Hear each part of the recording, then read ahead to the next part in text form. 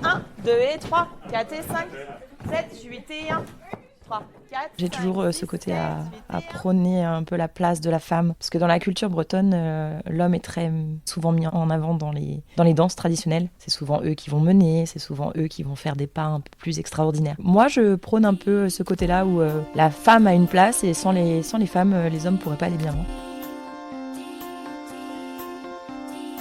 Elle est tombée dedans quand elle était petite. Sa marmite à elle, c'est le cercle celtique de Vannes qui fête cette année ses 80 ans d'existence. Le lancer de pied. Donc nous, on est plutôt sur du pose-lève, pose-lève. À 4 ans et demi, elle y apprend la danse. À 18 ans, elle devient responsable des costumes. À 22 ans, reine d'Arvor. Plutôt un pied qui va aller vers l'avant. On veut plutôt ça, ok ? Pas un je lève. À 24 ans, elle devient l'une des plus jeunes présidentes de cercle en Bretagne.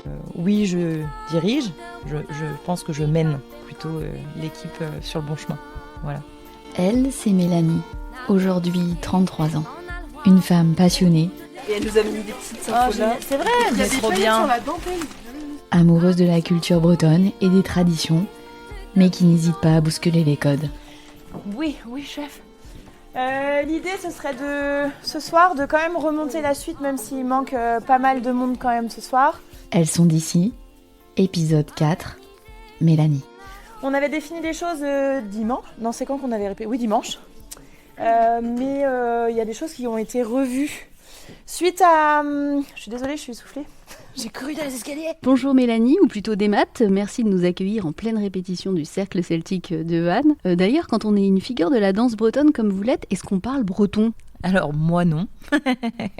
Et oui, malheureusement, je ne parle pas breton. J'aurais bien aimé, mais j'ai pas eu cette chance de pouvoir apprendre. J'ai fait en sorte que mon fils puisse avoir ces bases-là, et donc il est en école bilingue.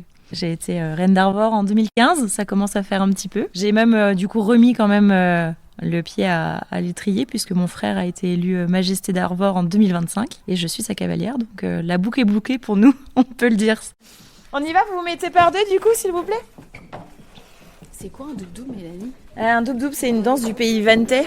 Dans le championnat Kenler, on a une partie terroir à proposer. Et donc, on doit trouver des danses de notre terroir, donc le pays Vantais. Donc, on a collecté cette danse-là. Le doub-doub, c'est une danse-jeu qui se danse à deux. Donc, c'est assez rigolo. C'est un style bien Vantais, bien franchouillard, comme on aime. On y va ? 5, 6, 7, 8 et 1, 2, 3, 4, 5, 6, 7. Mon grand frère ne voulait pas faire de sport de ballon. Pas de basket, pas de foot. Et ma mère était un peu désespérée. Il voulait qu'il fasse quand même un sport. À Saint-Nolff, dans notre petite commune de village, on avait donc le cercle celtique Erlaner qui proposait donc des cours enfants. Et donc mon grand frère s'est inscrit. Et moi, je bavais devant la scène à 4 ans et demi à me dire je veux faire pareil. Et donc j'ai très vite signé. Du coup, il y a aussi la mode où on disait que la fille, elle va rester à faire juste un pointé de pied. On en avait une sur la vidéo. Donc ça, on va demander à ce que quelqu'un puisse la faire aussi. Et il va y avoir le pointe comme on faisait aussi là. On faisait pointe avec des changés de pied. Ok ? Pointe, change. Ou alors pointe. Foot. Voilà, tendu. Ok ? Au niveau de l'association, du cercle, on avait à l'époque des cours de broderie, des cours de couture, et puis il fallait forcément mettre la main à la pâte pour coudre un bouton, pour changer les pressions, déplacer les crochets. Et puis en fait, je me suis dit tiens, ça me plaît bien. Et puis j'ai eu mes premiers cours de broderie. Et là, je me suis dit, waouh, en fait, c'est très plaisant et satisfaisant de se dire qu'on peut le faire avec nos propres mains. Donc, j'ai réalisé mon tablier de reine en 2015 pour les reines d'Arvor. Donc voilà, ça fait partie des petits projets qui sont phares pour moi et qui sont importants. Donc voilà, ça a été vraiment une transmission. Et puis en fait, c'est une personne qui animait au niveau du cercle, c'était Mimi Lecam, et elle le faisait super bien. Elle transmettait son envie et tout son savoir-faire. Et donc pour moi, ça paraissait logique de pouvoir perdurer aussi une fois qu'elle était partie du cercle, de continuer, de prendre ça en charge. Au niveau des accroches de main, on vous avait dit, donc effectivement, on avait vu sur la vidéo par rapport à ce que l'atelier était ressorti, on avait donc index majeur qui était possible, comme doigt à donner. Et par contre, c'est majoritairement les hommes qui mettaient leur doigt et la fille qui accroche. C'était l'inverse de ce qu'on avait dit. On s'est remis en question là-dessus. Donc c'est plutôt les hommes qui vont donner sous index ou majeur, et la femme qui va attraper. J'ai toujours ce côté à prôner un peu la place de la femme, parce que dans la culture bretonne, l'homme est très souvent mis en avant dans les danses traditionnelles. C'est souvent eux qui vont mener, c'est souvent eux qui vont faire des pas un peu plus extraordinaires.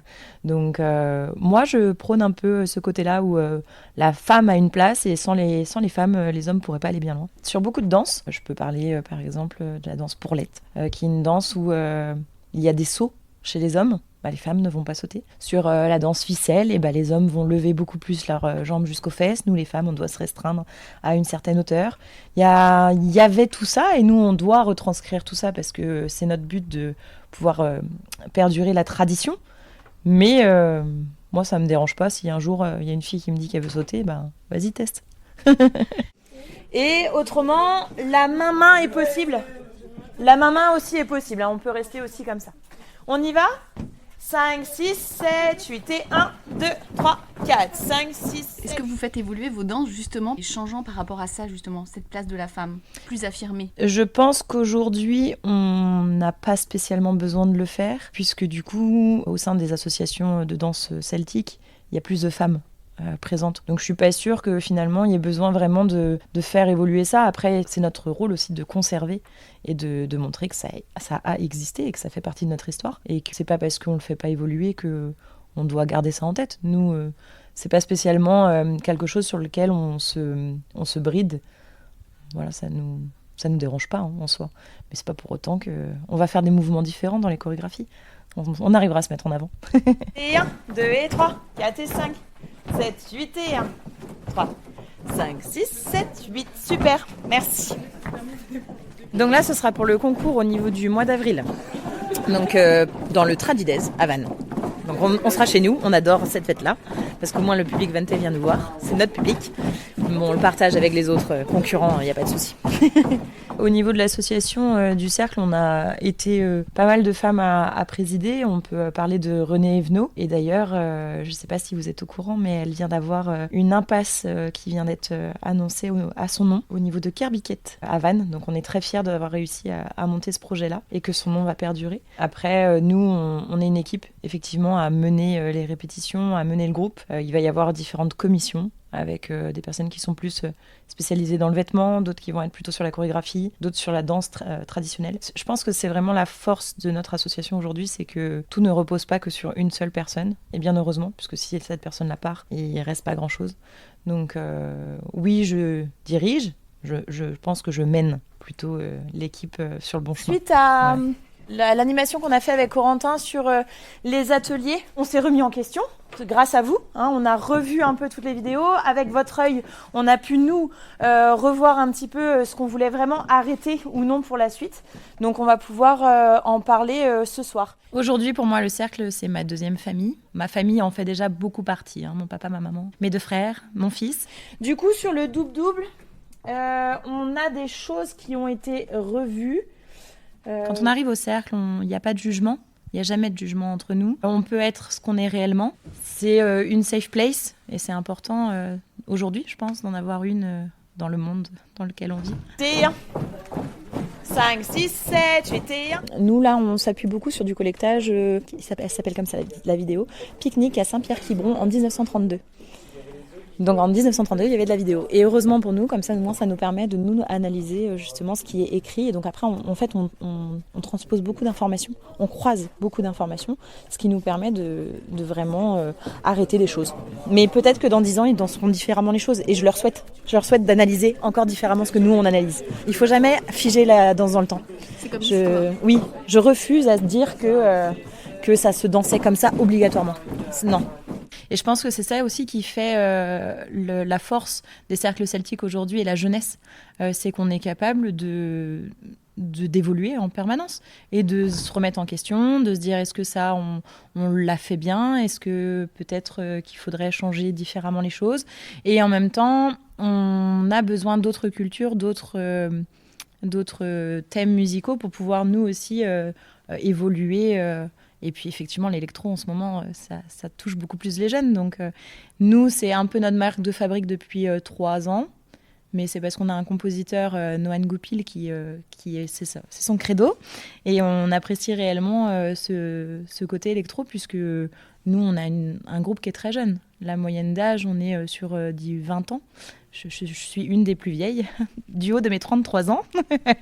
Donc voilà, je pense que c'est ça aussi qui fait que il faut faire évoluer la tradition pour l'ancrer dans la modernité d'aujourd'hui.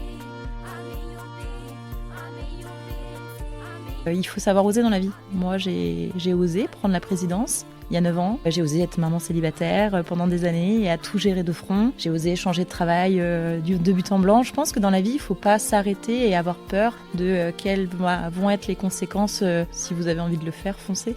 Foncez, on n'a qu'une vie. De toute façon, elle est trop courte et vaut mieux en profiter à fond. C'était Elles sont d'ici, podcast de la ville de Vannes. Merci à Étienne Chouzier pour la musique. Dans le 5e et dernier épisode, on retrouvera le témoignage de Marion, vantaise. Elle a été l'une des victimes de l'ex-chirurgien Joël Le Squarnec, dont le procès s'est tenu à Vannes. Son combat, c'est désormais de s'engager pour protéger les enfants. Kenavo.